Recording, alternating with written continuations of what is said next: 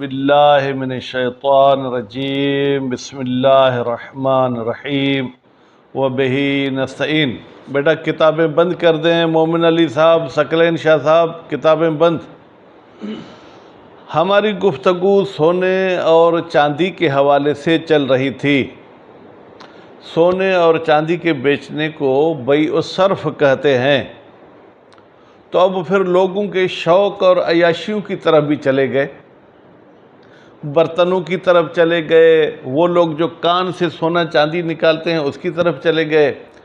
آج وہ لوگ جو جنگجو ہوتے ہیں، جو اپنے اسلحے کی سجاوٹ کرتے ہیں، یا وہ لوگ جو گاڑیوں کے آج کل کے زمانے میں شوق رکھتے ہیں، پرانے زمانے میں گھوڑے اور اونٹ کے شوق رکھتے تھے، تو گھوڑے اونٹ کے جو سنوارنے والی چیز تھی، مثلا ان کا لگام ہوتا تھا، لگام کے دونوں طرف وہ تھوڑا سا سونا لگوا دیتے تھے۔ یا آج کل مثلا جس سیٹ پہ بیٹھتے ہیں ممکن اس پر کوئی ایسا کور لگا لیا ہو جس پر کوئی چاندی لگوا لی ہو، یا اسٹرنگ پہ ممکن ہے جو ہے کیا کوئی ایسی چیزیں لگوا دی ہوں۔ اب اگر ان کو بیچنا چاہے تو کیا حکم ہے اور اس کی کیسی صورتیں ہوگی؟ بھائی اگر آپ ان زیورات والی چیزوں کو سونے اور چاندی میں بیچنا چاہتے ہیں، پھر تو یہ خیال رکھنا چاہیے کہ آپ جو ثمن لے رہے ہیں اس میں اور اس آپ کے جو تلوار کے غلاف پہ سونا وغیرہ لگا ہوا ہے اس میں کیا ہونا چاہیے؟ ایک وزن ہونا چاہیے۔ البتہ اگر آپ صرف غلاف نہیں بیچتے بلکہ ساتھ میں تلوار بھی بیچتے ہیں تو پھر سونا زیادہ بھی آ جائے تو کوئی حرج نہیں ہے۔ کچھ سونا اس غلاف کے بدلے میں، بقیہ سونا اس تلوار کے بدلے میں، کیونکہ جنس ہمارے پاس کتنی ہو گئی؟ دو ہو گئی۔ اسی طریقے سے اگر آپ سواری کے صرف سیٹ کور وغیرہ نہیں بیچتے، پوری گاڑی کی گاڑی بیچ دیتے ہیں، پھر بھی کوئی ٹینشن نہیں ہے، سونا زیادہ ہو یا کم ہو، ٹھیک ہے؟ جتنا سونا لگا ہوا ہے اس کے مقابلے میں اتنا سونا ہم فرض کر لیں گے، باقی جو اضافی سونا ہوگا وہ اس گاڑی کے بدلے میں۔ البتہ ایک چیز کو مد نظر رکھنا ہے کہ آپ جو لے رہے ہیں وہ آپ کے سونے سے کم نہ ہو، کیونکہ اگر کم ہوگا تو پھر اس بندے کی طرف سونا زیادہ جائے گا اور یہ ربا کی صورت میں معاملہ چلا جائے گا۔ بات واضح ہو گئی؟ تو الحمدللہ یہ آج تلوار اور مرکب نہیں پڑھنا بیٹا، مرکب جس پر چڑھا جاتا ہے، چڑھنے کی چیز، ٹھیک ہے؟ مرکب تو وہ ہے جو جڑ کر بنتا ہے، ٹھیک ہے؟ جو مختلف اجزاء سے بنتا ہے، ٹھیک ہے؟ تو مرکب عام طور پر جس چیز پر سواری ہوتی ہے، سواری کی جگہ کو مرکب کہا جاتا ہے۔ اس کے بعد پھر یہ فرمانا چاہتے ہیں کہ اگر کوئی شخص ایک چیز بیچتا ہے اور کہتا ہے کہ میں نے یہ آدھے دینار میں بیچی، بیٹا کس میں بیچی؟ آدھے دینار میں، تو اب اس کو آیا ایک دینار توڑ کر دو حصے کر کے آدھا دینار دے دیں، یا وہ ہمارے اس ایک دینار میں شریک ہو جائے گا، یعنی اب یہ جو میری جیب میں دینار ہے یہ مشترک ہو گیا میرے درمیان اور اس کے درمیان۔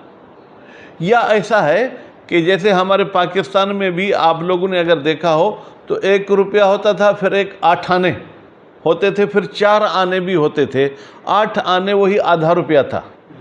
جب میں آپ کو کہتا ہوں کہ آدھے دینار میں میں نے یہ آپ کو چیز بیچی ہے، تو کیا وہ آپ آدھا دینار جو کہ سکے کی صورت میں بنا وہ مجھے دیں گے؟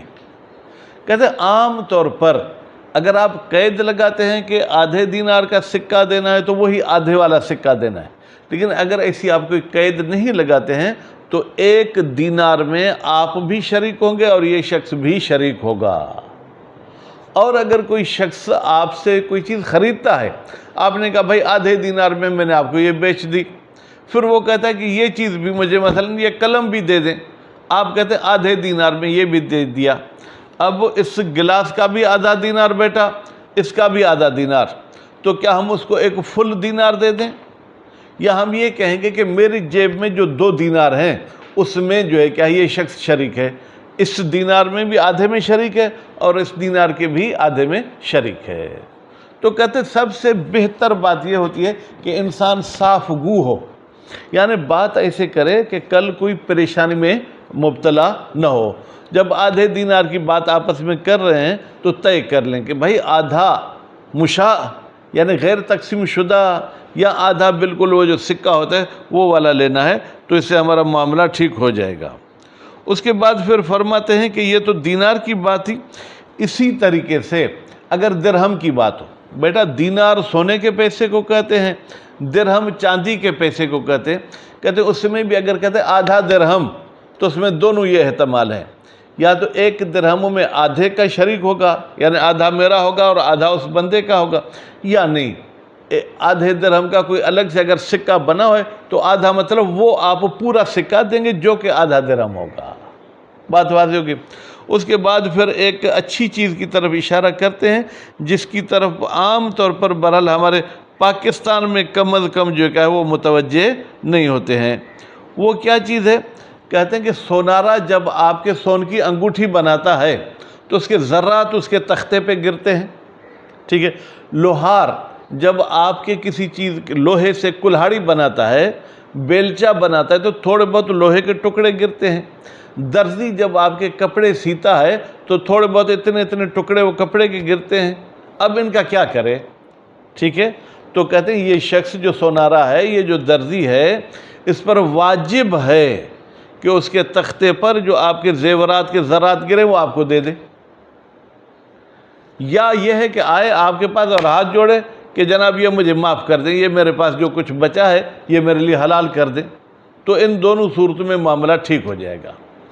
اچھا، اگر وہ تختے پر ہر بندے کے کام کرنے کے بعد وہ اس کا کچرا کہیں یا اس کے جو چھوٹے چھوٹے ذرات بچیں ان کو جدا نہیں کرتا، پورا دن اس تختے پر کام کرتا ہے، شام کے ٹائم پر اس تختے سے وہ ذرات اتارتا ہے، تو اس میں فرض کریں 10 بندوں کا اس نے کام کیا تھا تو 10 بندوں کا حق اس میں موجود ہے۔ اب کیا کرے گا؟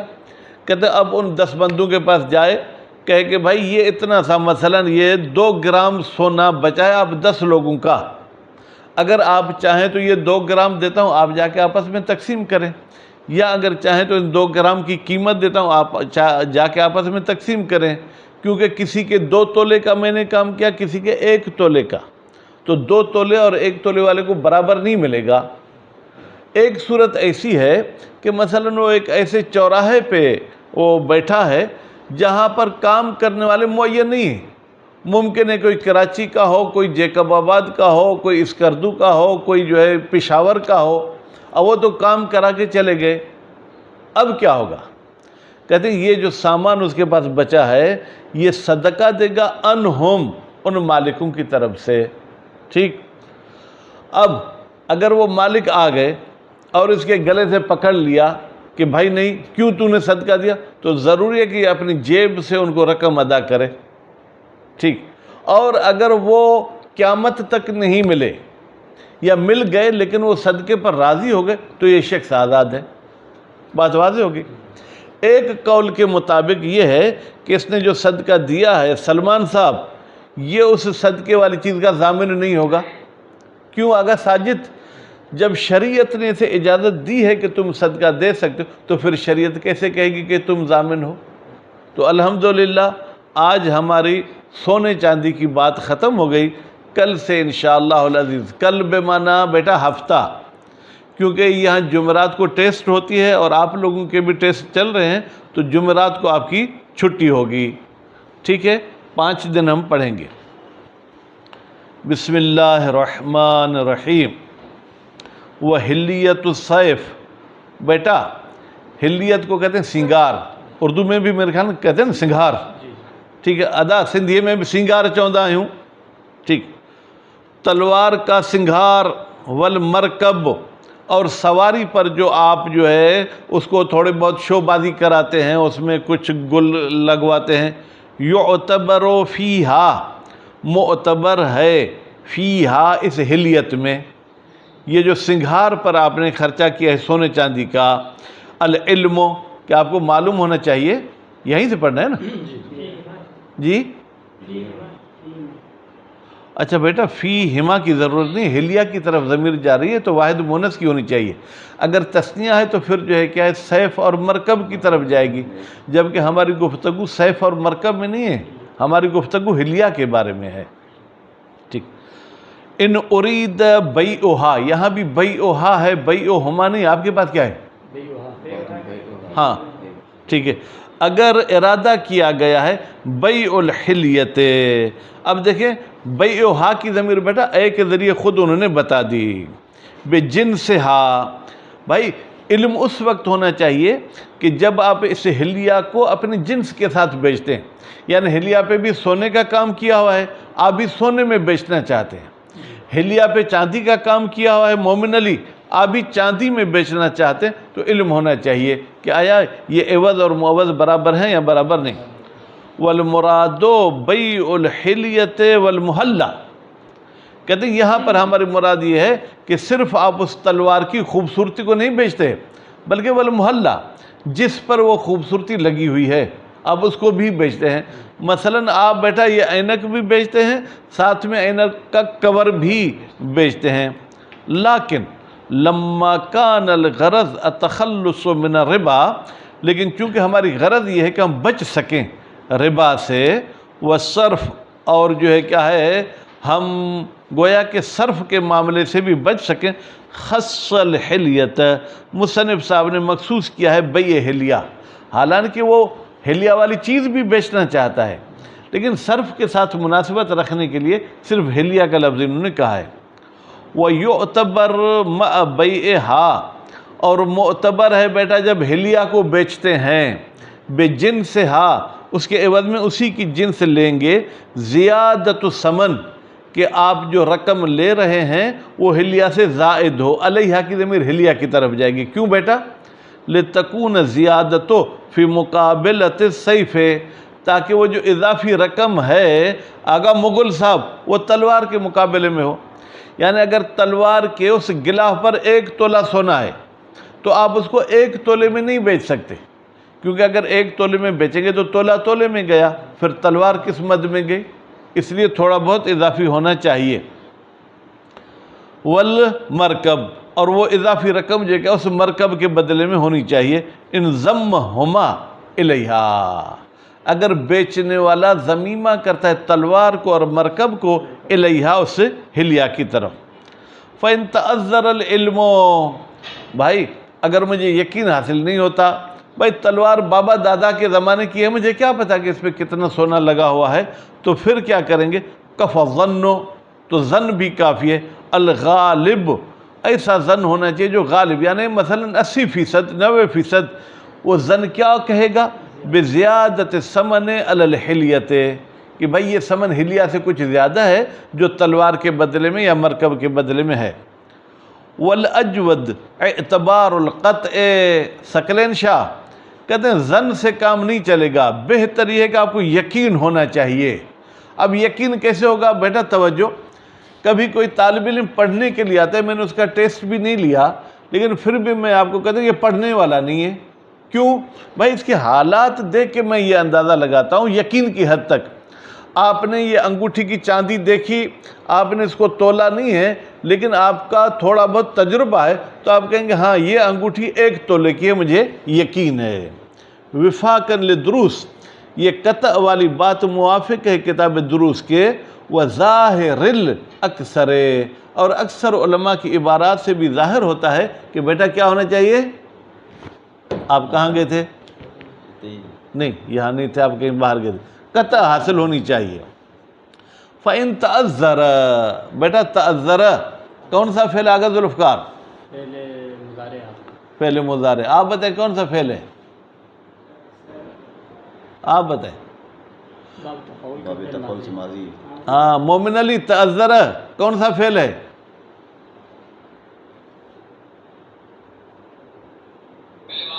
احسنتم، فعل ماضی ہے بیٹا۔ فَإِن تَأَذَّرَ کو فاعل چاہیے، فاعل ہوا کی ضمیر اس میں مستتر ہے جو پلٹ رہی ہے قطع کی طرف۔ اگر یقین حاصل کرنا متأذر ہو، بیعت، تو اس حلیہ کو بیچا جائے گا۔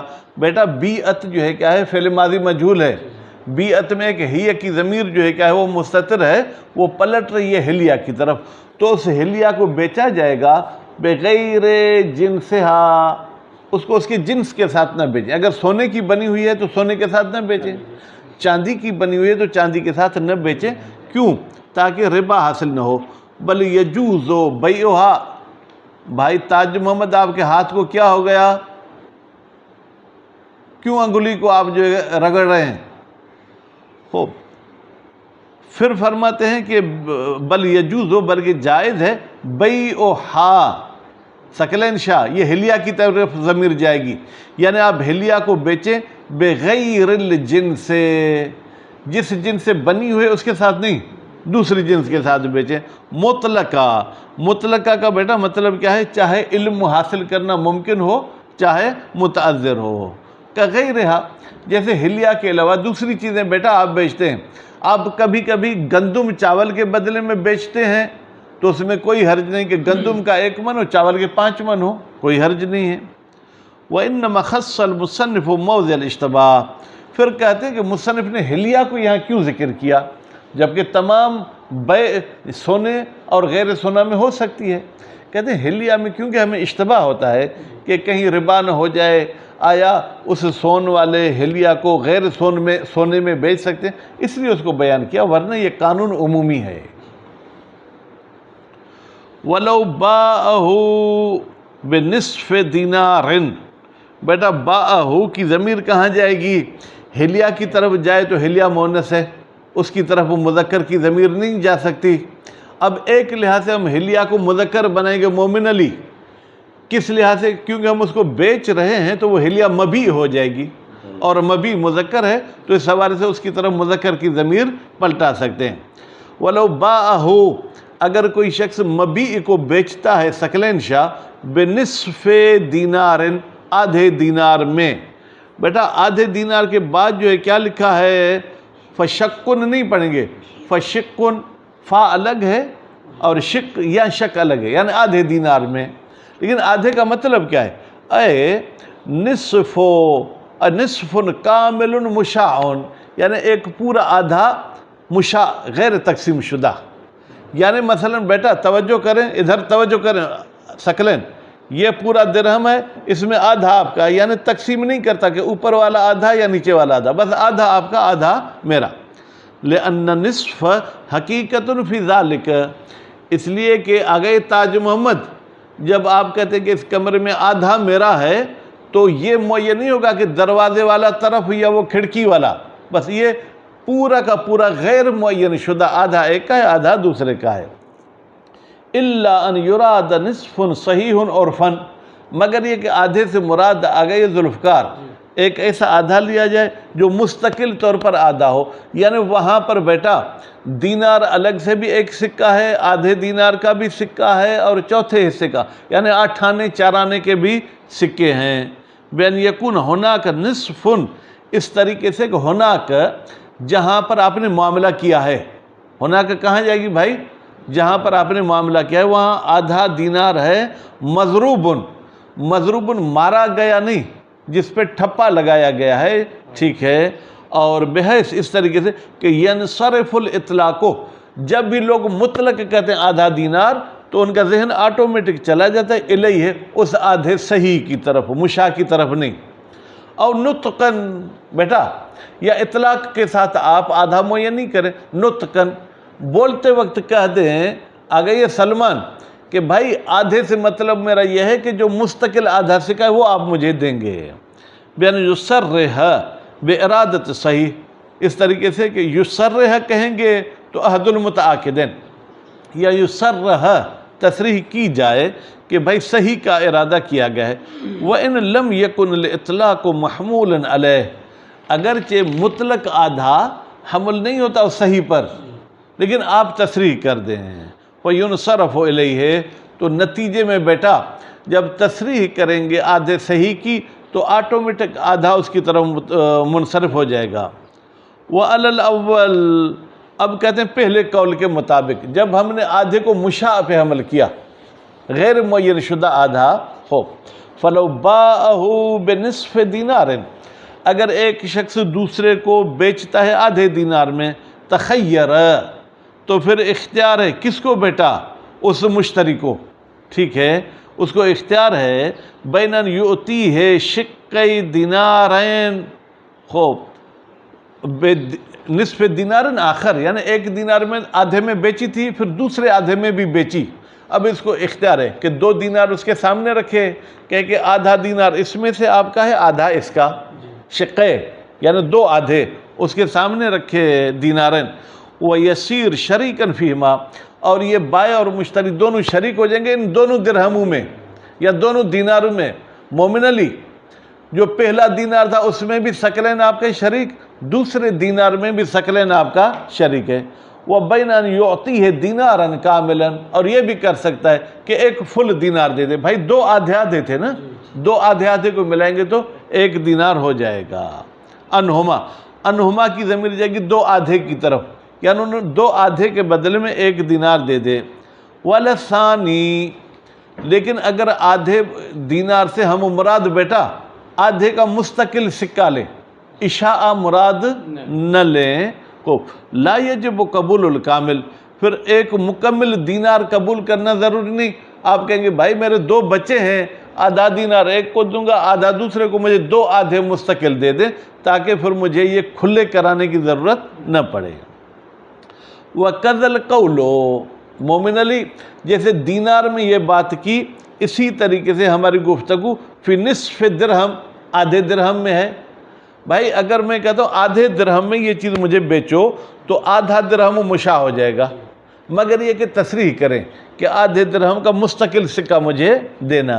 وہ اجزائہما، یا چوتھا حصہ بیٹا، ٹھیک ہے، تو اگر درہم کے چوتھے حصے کا کوئی سکہ ہے تو وہ دینا ہوگا، اگر نہیں ہے تو پھر اشاعہ، یعنی ایک درہم میں چوتھے حصے کے مالک آپ ہیں، تین حصوں کا مالک میں ہوں۔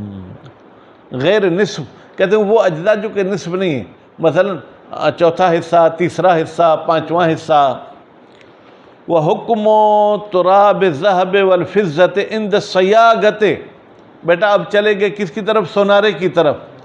کہتے ہیں کہ سونے کی مٹی کا حکم، چاندی کی مٹی کا حکم کس کے پاس؟ عِنْدَ الصَّيَاغَةِ، جہاں پر وہ بنائی جا رہے ہیں، کیونکہ بیٹا جب سونا چاندی بناتے ہیں تو ان کی کاٹ پیٹ کرتے ہیں تو تھوڑا بہت اس کے ذرات گرتے ہیں۔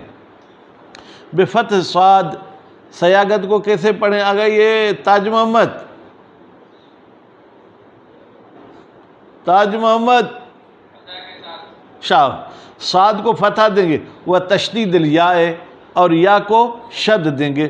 جمع سائگ، کہتے ہیں سیاغہ وہی سائگ کی جمع، یعنی بنانے والے، جیسے طالبن، طالبان، طالبون، طلابن، طلبتن، ٹھیک ہے، اسی طریقے سے سیاغہ جمع سائگ کی۔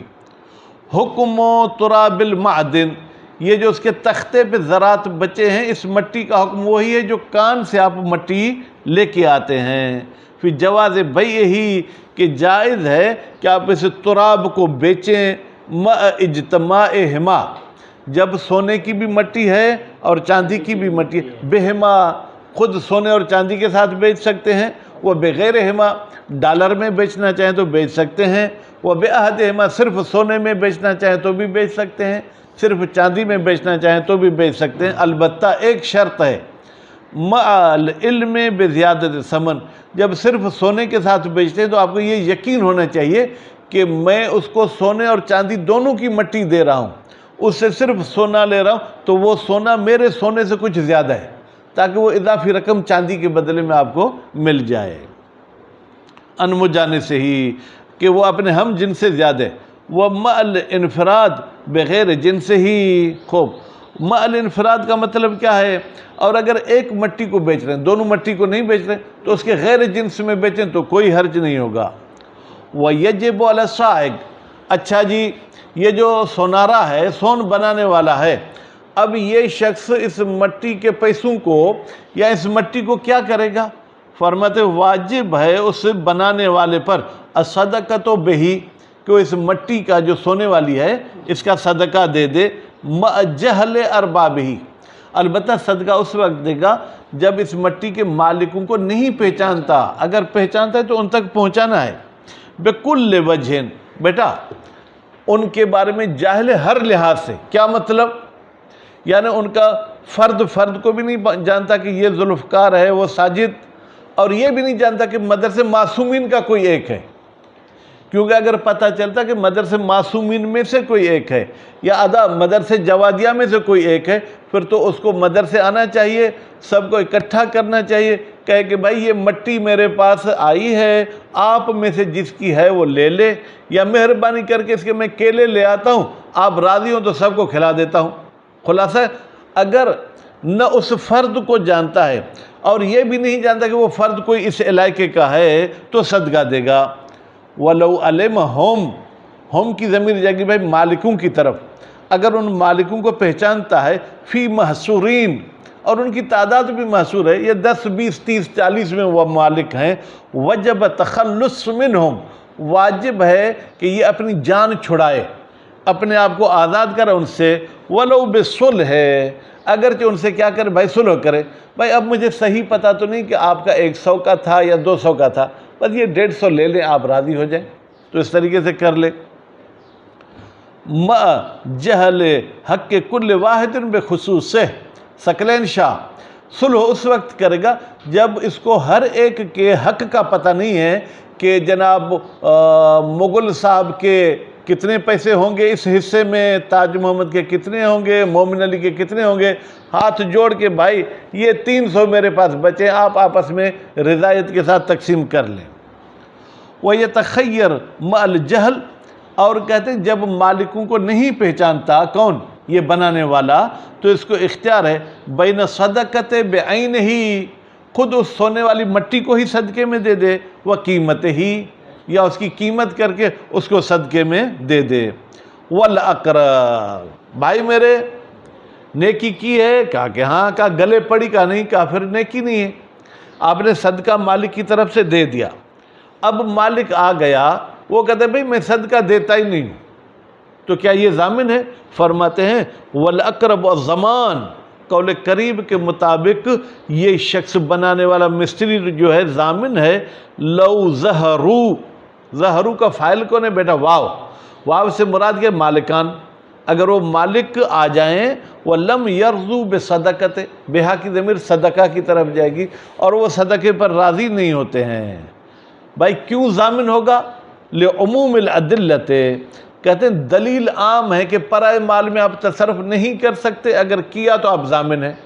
عام کا مطلب چاہے آپ کاریگر ہیں، چاہے آپ ڈائریکٹ اس کا مال اٹھاتے ہیں، چاہے اس کے مال کا صدقہ دیتے ہیں، چاہے صدقہ نہیں دیتے ہیں، ہر صورت میں ضامن ہے۔ الدالت، وہ ادلہ دلالت کرتے ہیں علی ضمان ما اخذت الید، ٹھیک ہے، کہ بھئی ضامن ہے ہر وہ ہاتھ جس نے کسی کی کوئی چیز لی ہے۔ خرج منہ، ہاں اس ضمانت سے ایک مورد خارج ہے، کون سا؟ ما اذا رضو، جب وہ راضی ہو جائیں، جب مالک راضی ہے کہ بھائی میرا صدقہ دیا میں راضی ہوں، تو پھر ضمانت نہیں ہے۔ دوسری صورت واستمر الاشتباہ، اور قیامت تک مجھے اشتباہ رہا کہ اس کا مالک کون ہے، وَيَبْقَ الْبَاقِي، تو پھر باقی باقی رہے گا، یعنی کیا؟ یعنی اگر اشتباہ کے بعد پھر وہ آ گیا تو دینا ہے۔ یبقى الباقی، یعنی جب تک اشتباہ ہے تب تک آپ کی ضمانت نہیں ہے، اشتباہ کے بعد پھر وہ اپنے ہی حکم پر باقی رہے گا۔ وَوَجْهُ الْعَدَمِ، اور وہ لوگ جو کہتے ہیں ضمانت نہیں ہوگی، ثقلین شاہ زیادہ تو نہیں ہوا، ثقلین ٹھیک، اذن الشارع لہو فی صدقت، بھائی شارع نے اجازت دی ہے لہو، اس بنانے والے کو کہ تم صدقہ ادا کرو، فلا یتعقب زمان، جب شارع نے مجھے بیٹا اجازت دی کہ یہ کام کرو، پھر ضامن کس چیز کا؟ شارع نے مجھے کہا جب بھوک لگی ہے تو تم کچن سے ایک روٹی اٹھا کے کھا سکتے ہو، میں نے کھائی، پھر شارع کہے کہ تم اس کے 5 روپے بھی ادا کرو، تو نہیں، یہ ایسے نہیں ہوگا۔ وَمَصْرَفُ هَذِهِ الصَّدَقَةِ، بھائی میرے اب یہ صدقہ کون کھائے گا؟ انشاءاللہ مولوی طلاب کھائیں گے، بکرا لے آئیں گے اور کھائیں گے۔ کہتے ہیں کہ یہ صدقہ کہاں پر خرچ ہوگا؟ فرماتے ہیں الفقراء والمساکین، فقراء اور مساکین میں صدقے کو خرچ کریں گے۔ وَيَلْحَقُ بِهَا، اور ملحق ہوتا ہے بہا، بیٹا سیاغت کے ساتھ، یہ جو سونے اور چاندی کا کاروبار ہم نے کہا، اس کے ساتھ ملحق ہوتا ہے ما، وہ کام، شابہا، جو سیاغت کے ساتھ شباہت رکھتے ہیں، من الصنائع، صنائع صنعت کی جمع ہے، آگا ذوالفقار، صنعتیں، الموجبت، وہ صنعتیں جو سبب بنتی ہیں لتخلف اثر المال، کہ تھوڑا بہت بھائی جن کا آپ کام کرتے ہیں ان کا مال آپ کے پاس رہ جائے. ادا واڈھو کم کندوا بڑھئی نجار، جب کام کرتا ہے تو آپ کی تھوڑی بہت چھوٹی چھوٹی لکڑیاں اس کے پاس بچ جاتی ہیں، خوب درزی کے پاس رہ جاتی ہیں. کل حدادتے، بیٹا حدادتے یہ لوہے کا کام کرنے والا، ٹھیک ہے، لوہار. وہ طحن جو آٹا پیستا ہے، آپ اس کے پاس گندم لے جائیں گے تو تھوڑا بہت آپ کا آٹا اس کے پاس رہ جاتا ہے. والخیاطتے یا جو درزی ہے اس کے پاس تھوڑا بہت کپڑا رہ جاتا ہے. والخبازتے اور وہ شخص جو روٹی پکاتے ہیں، آپ اپنا آٹا لے گئے تو تھوڑے بہت روٹی کے ٹکڑے اس کے پاس بچ جائیں گے. تو اس کو لیے بھی ان کے لیے ضروری ہے کہ مالکوں کو یا وہ ٹکڑے دیں، اگر مالکوں کو پہچانتے تو جا کے ان کو راضی کریں، اگر نہیں پہچانتے تو یہ ٹکڑے صدقہ کر کے دے دیں گے. وَلَوْ كَانَ بَعْضُهُمْ مَعْلُومًا، اچھا اگر درزی کے پاس کچھ لوگ تو اپنے محلے کے آئے اور کچھ اجنبی اور پردیسی آئے، تو جن کا علم ہے کہ ان کے کپڑے کے ٹکڑے ہیں تو ان سے تو رضایت لینا ضروری ہے. وجب الخروج من حق ہی، حق ہی کی ضمیر آگا بعد کی طرف جائے گی، یعنی جن کو پہچانتا ہے ان کے حق سے فارغ ہونا ضروری ہے. وَلَهَذَا يَجِبُ تخلص من کل غریم يعلمه. غریم کا مطلب کیا ہے؟ ہر وہ شخص جس کا آپ کی طرف حق ہے، اگر آپ اس کو پہچانتے ہیں تو اس سے آپ کو جان چھڑانا واجب ہے، اور اگر نہیں پہچانتے ہیں تو پھر صدقہ دیں گے. وَذَلِكَ، بھائی توجہ، احتیاط جان چھڑانا اس میں ہے کہ ایک بندے کا جیسے ہی آپ کام کریں فوراً اس کے ذرات کو جمع کریں. زید کا کام کیا، اس کے ذرات کو جمع کر کے ایک تھیلی میں رکھ دو، بھائی یہ زید تمہاری، ٹھیک ہے. تو آپ کیا کریں گے؟ یتحقق، یہ تخلص وجود میں آتا ہے عند الفراغ من عمل کل واحد، جب یہ شخص فارغ ہوتا ہے ہر ایک کے عمل سے. فلو اخر، لیکن اگر یہ پورا دن صفائی نہیں کرتا، حتی صار مجھولا، یہاں تک کہ سارا کا فاعل کون ہے بیٹا؟ باقی، جو باقی یہاں رہ گیا ہے وہ مجھول ہو گیا. اسم بالتاخیر، تو اس نے تاج محمد لیٹ کرنے میں گناہ کیا ہے. کیوں لیٹ کی بھائی تم نے؟ ہر ایک جیسے آتا جاتا ہے اس کو دیتے جاتے. وہ لازم ہو، گناہگار بھی ہے، اور اس شخص کے لیے ضروری حکم و ما سبق، وہی حکم کرے جو گزر چکا. وہ کیا تھا بیٹا؟ کہ پھر تمام کے پاس جائے، ان سے جان چھڑائے. اگر وہ مجہول ہیں تو یہ مال صدقہ دے دے، عین مال صدقہ دے، یا اس کی قیمت جو ہے صدقہ دے. اب الحمدللہ خاتمہ سے کل پڑھیں گے. وصلی اللہ علی محمد و آلہ.